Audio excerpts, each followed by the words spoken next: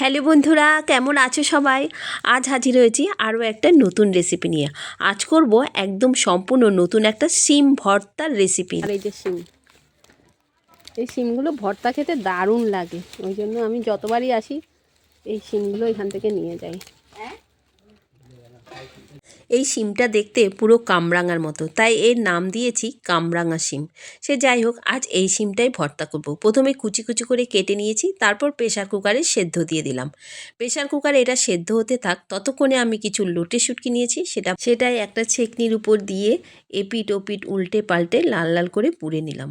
পোড়া হয়ে গেছে এখানে লোটে মাছ। তারপর একটা ছোট্ট হামালদিস্তা নিয়ে লোটে মাছের ওপর এই বাড়ি মেরে মেরে যে কালো কালো ছাইগুলো আছে সেগুলো বের করে নিলাম। এইভাবে করলে মাছগুলো একদম পরিষ্কার হয়ে যায়।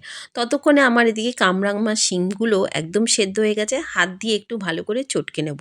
তারপর কড়াইতে বেশ খানিকটা সর্ষের তেল দিয়ে এখানে দুটো পেঁয়াজ কুচি দিয়ে দিলাম। পেঁয়াজটা এদিকে ভাজা হতে থাক, ততক্ষণে আমি মাছগুলোকে ভালো করে ধুয়ে নিয়েছি। দুবার তিনবার করে ভালো করে জলের মধ্যে ধুয়ে নিয়েছি। এবার জল থেকে একদম হাতে চিপে চিপে, যাতে একটু মাছের গায়ে জল না থাকে, সেইভাবে চিপে চিপে একটা প্লেটে তুলে নিলাম। দেখো মাছগুলো কি সুন্দর পরিষ্কার হয়ে গেছে। তারপর ততক্ষণে পেঁয়াজগুলো একদম ভাজা হয়ে গেছে। ওই পেঁয়াজের ওপর মাছগুলো দিয়ে আবারও ভাজতে লাগলাম। মাছ ভাজতে ভাজতে বেশ খানিকটা কাঁচা লঙ্কা কুচো করে নিয়েছিলাম আগে থেকে, সেই কাঁচা লঙ্কা কুচোটা দিয়ে দিলাম। বেশ খানিকটা কাঁচা লঙ্কা দিলাম। এই ভর্তাটা যত ঝাল হবে ততই কিন্তু খেতে ভাল লাগে।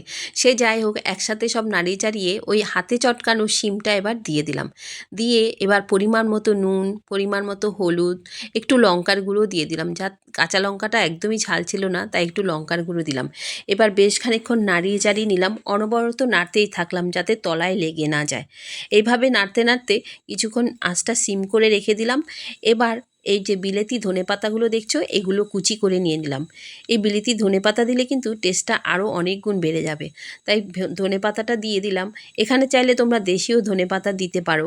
ধনেপাতা দিয়ে আবারও বেশ ভালো করে নাড়িয়ে নিলাম। সমস্ত কিছু একসাথে মিশে গেছে আর একদম রেডি হয়ে গেছে শিম ভর্তা।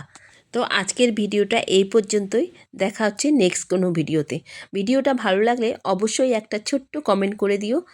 সবাই ভালো থেকো, টাটা।